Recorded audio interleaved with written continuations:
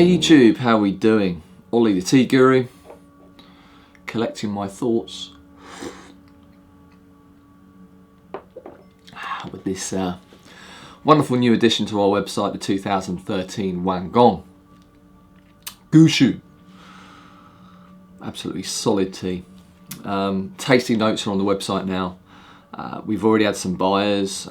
It's a really good opportunity to get in and try this very exclusive region of Iwu.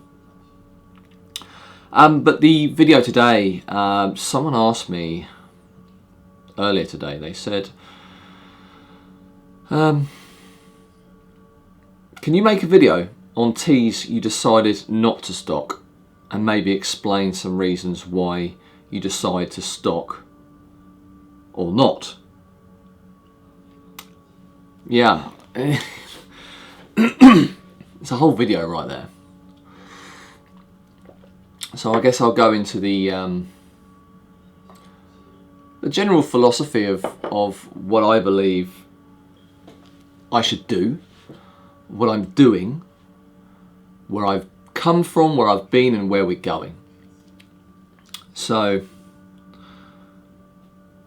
I might not be super hot on the marketing. My branding may be flip-floppy, but I really do spend a lot of time and energy trying to get something right in this business, and that's the store. When I've made purchase decisions in the past with not tea, other stuff, I found that I have had a really good buying experience, and therefore kept coming back to the same guys and using their products a lot more if they had a safe space, if you like. I don't like using that word, but I can't really define it any better. A safe space, an area where you know and you trust the products within that shop are going to be good. When people make their buying decisions, they might be on the fence. I really like the sound of this, but is it going to be good? Is it not going to be good? And I'm trying to take away that error of doubt by a consumer who has, if a consumer has tried a lot of my teas before and tick, tick, tick, that's exactly what he said, and you know, it's a really good tea, and that was good, that was good, that was good, then they won't be so on the fence when it comes to a new offering. They'd be able to trust and know that what I'm saying is correct and true, and it would generally be what is described. I think that's a really good recipe to instill trust in my clients, so that their buying decisions are easier, because they know they're in an area where they can buy safely, and what is described is what they're going to get, and that's the whole idea. And I think there is, I call it a kind of sweet shop mentality. A lot of the you guys, the tea buyers, have, and that's certainly what I have, whereby the tea world is so vast and so broad. There's so many things to try, so many new things out there, and you probably find yourself sampling a bit of this, bit of this, bit of this, bit of that, bit of this. So we have to keep the stock revolving. We have to keep things moving, but at the same time, we need to keep what's in our store tight, because if gremlins appear, then it will spoil the party for everyone, including me.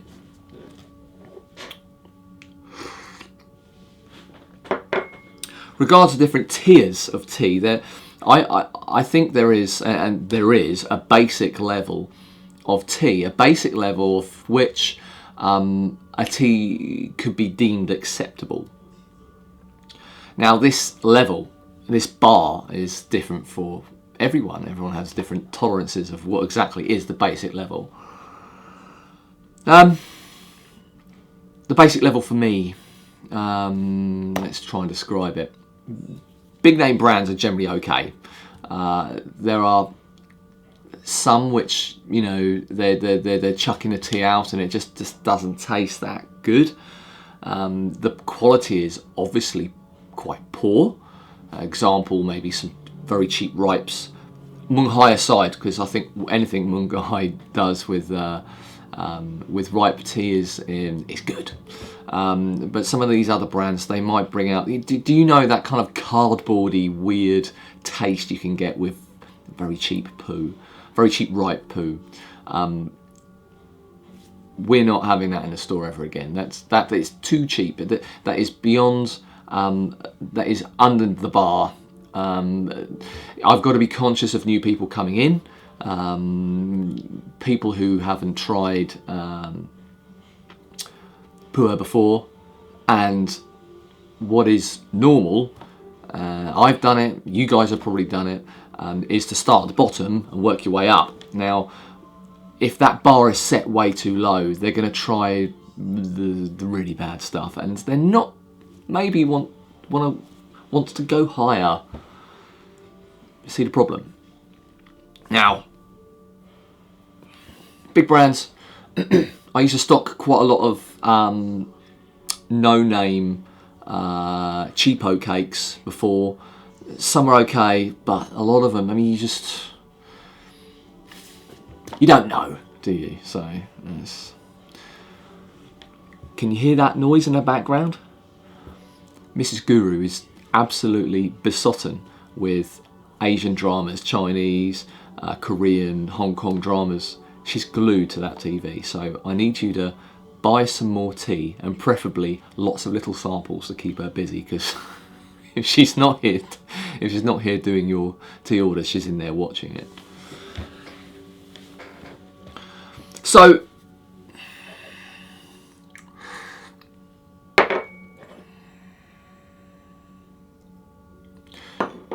in the last few years, we've hired the bar a little bit in terms of what we are willing to accept in our store and what we're not. And I know that I have lost some clients because I'm not selling the super cheap stuff. And that's fine, because it doesn't fall in line with my philosophy.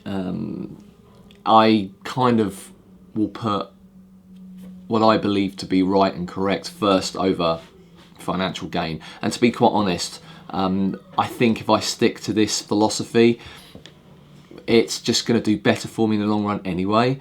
That being said, when it gets to higher level stuff, gushu, etc., I used to have quite a lot of it in. Not as much as a lot of these other guys, but I used to have a good fair amount in. I needed to get tight on what I was offering. I got to a point where I couldn't order tongs anymore. It had to be cases, and you just can't, unless you've got tens of thousands of pounds to throw at a tea store. It's not possible. So I had to make it smaller. And what I've found out, in retrospect, when I'm looking at what I've done, I've actually catered to the big middle, the mass market middle. I've foregone the cheaper guys, and I've forgotten a little bit the higher tier guys as well. We've had a few things in, but when you talk about spring gushu, to buy a lot of that in one go is a massive hit. But we're slowly introducing more high-level gushu, so that's on the rise again. We're putting a bit more focus into that. If we're gonna get in some lower-level stuff, it needs to be something distinctive about it, something good. If it's going to be super astringent, super bitter, nothing in the texture will be thin, and it'll have a big apricot taste, I'll consider it. If it's cheap, I'll consider it because it's distinct. It's got something good about it. But these things are few and far between. In the background, you can see we are moving our stock around. I've got to the point now where I just do not trust plastic anymore for long-term storage. We got in some good plastic here. This is really useful boxes. I featured these in my previous Puerh storage all you need to know video. I do have a concern long term, to be honest. Not that I've really noticed anything yet, but if you're keeping cakes for like 3-4 years or something in that, I don't know. I still think, even though it's really good plastic, I think it's potentially reactive with tea. What I definitely have noticed is with my private stash, which I haven't managed to open. I have a small one of those. Is the one up there. You can see there's still stuff in it.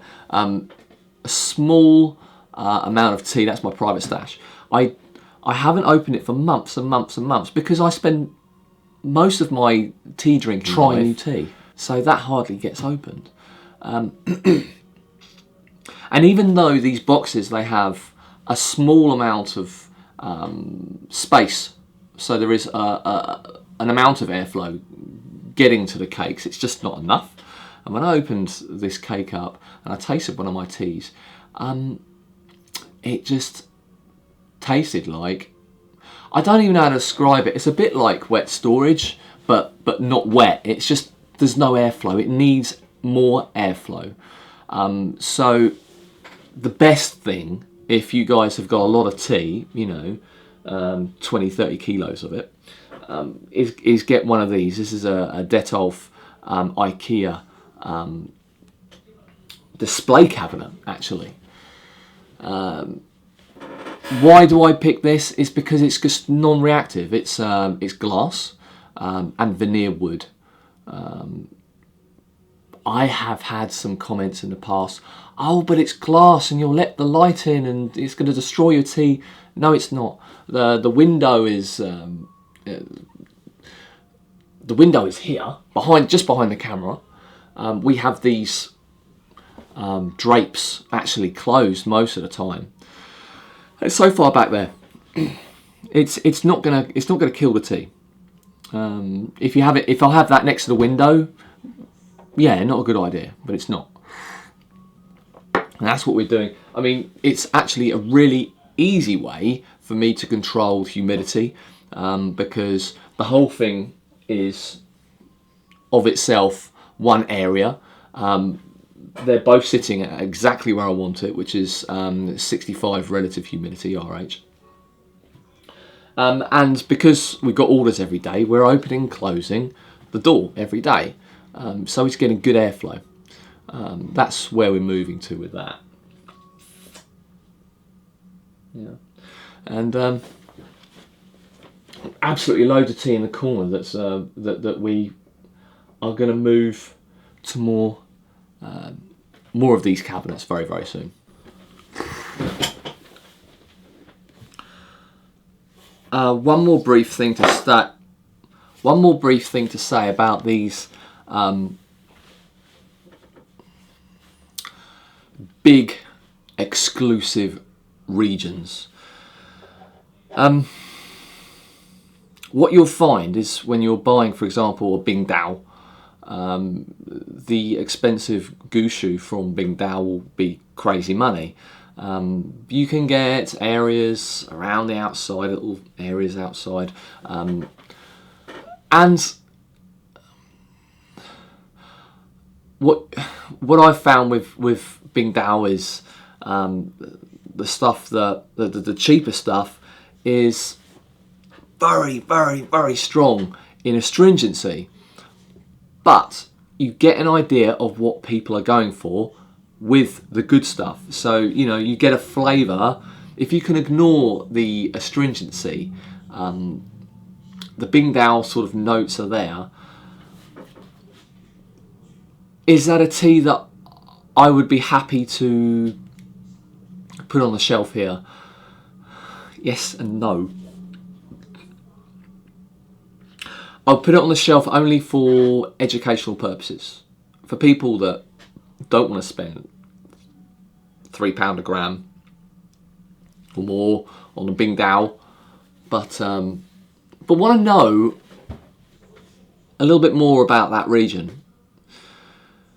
So I think if I'm going to get those kind of teas in, it's going to be suggested in the notes that, you know, yes, you'll get an understand of the Bing Dao profile, but this tea comes at a heavy caveat because it is and it isn't very, very similar to the good stuff.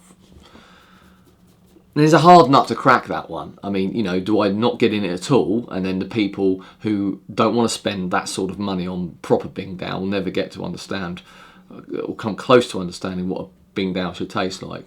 But then if I get it in store, it's like, you know, this is Bing Dao not at its best, or not at its, you know, if it wasn't Bing Dao, then it's a tea that I wouldn't even get in. Do you know what I mean? If it was from I don't know, Manjon or Yibang or something like that, a tea mountain that wasn't so prestigious, there's just no chance I would get that in, because it's just, to me, it's unpalatable. With such heavy astringency, just the sort of astringency you'll find in a very bad black tea. Yeah, so I think I would potentially get them in just for educational purposes only, and I would mention that in the notes, just to clarify.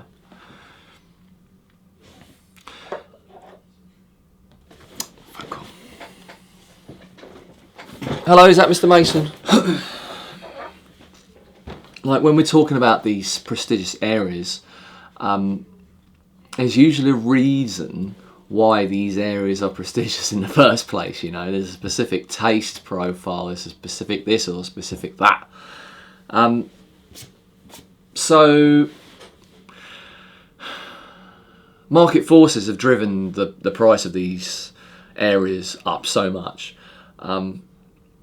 When you start to drift outside a nudge, they're still gonna command very high prices, but the quality can be lacking for reasons I've already gone through. I'm not a big fan of selling a tea for the sake of the area. Like, educationally speaking, it's a good idea to do so. You can understand, and people are inquisitive, and people want to know what a certain area tastes like.